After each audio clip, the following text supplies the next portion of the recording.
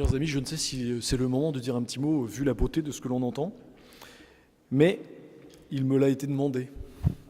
Et en ce moment, en cet instant, dans cette chapelle, est-il nécessaire que je prêche pour enseigner, ou bien alors plutôt pour révéler la beauté du mystère que nous sommes en train de vivre, de signifier et surtout de recevoir?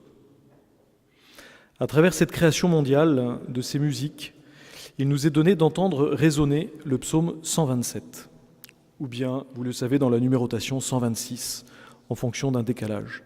Et donc de le proclamer, de le réciter ou de le chanter, c'est-à-dire de le faire exister, donc de le prier. Comme tous les psaumes de l'Écriture sainte, il a été ruminé et psalmodié par le Seigneur lui-même au cours de sa vie terrestre. D'abord dans un temps de gestation secret et long de ses 30 ans de vie cachée, puis pendant ses 3 ans de révélation pédagogique et mystique.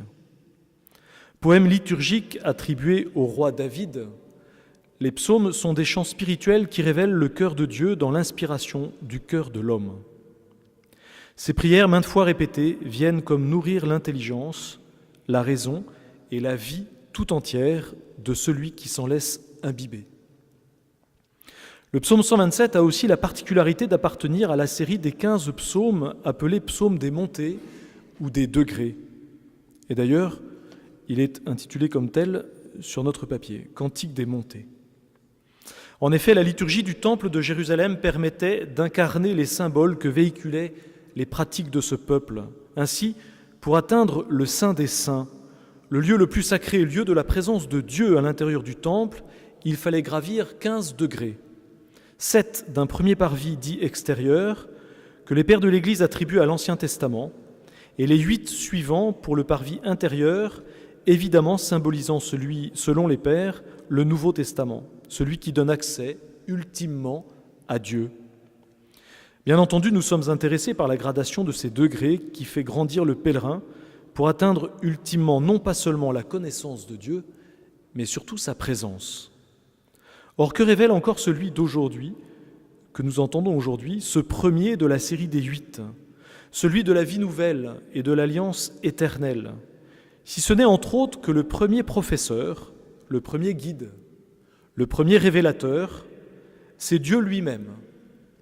Premier psaume de cette série de 8 qui fait arriver directement à Dieu.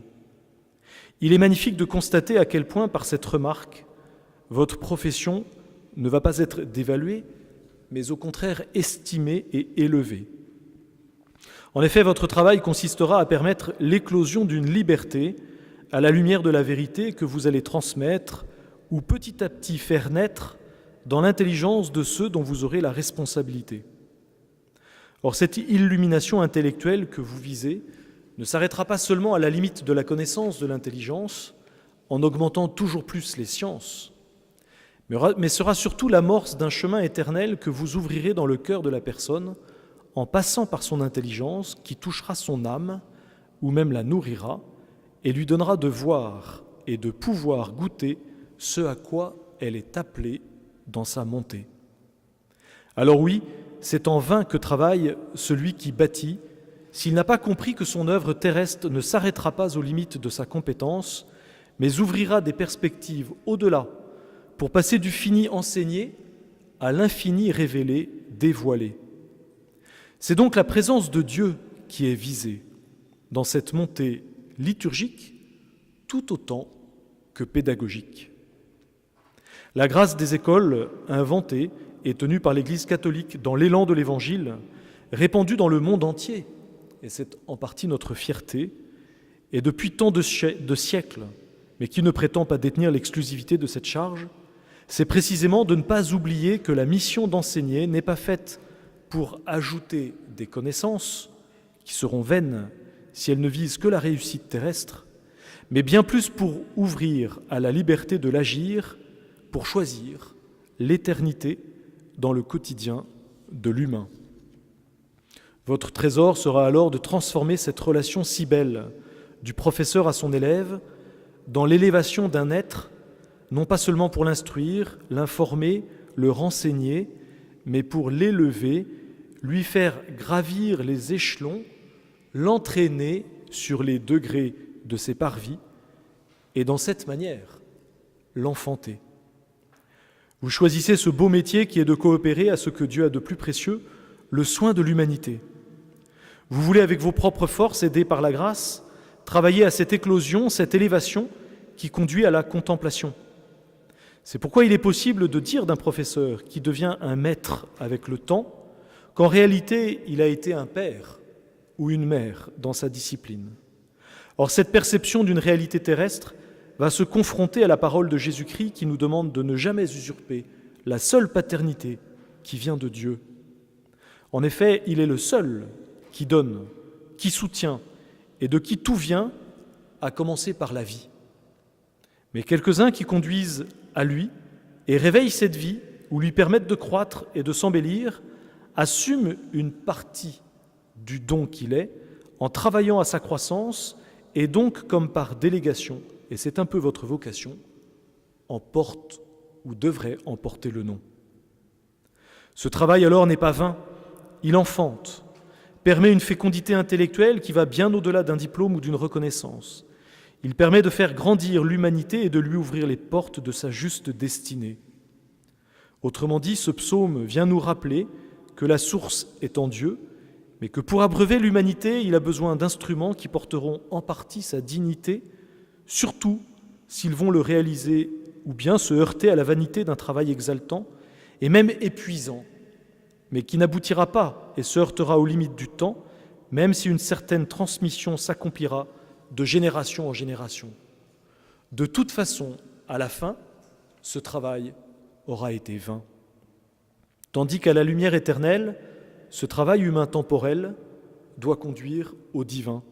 Alors oui, vous travaillez en vain si vous ne réalisez pas que la lumière à laquelle vous faites accéder vos élèves est ultimement la lumière qui vient de Dieu, comme au matin de la résurrection, celle du jour qui se lève, où toute l'humanité est sauvée, c'est-à-dire enfantée, appelée à la vie dans cette élévation que le premier qui l'a connue est Jésus-Christ. Et qu'en conséquence, votre action est un enfantement lumineux, éternel, selon la volonté de Dieu.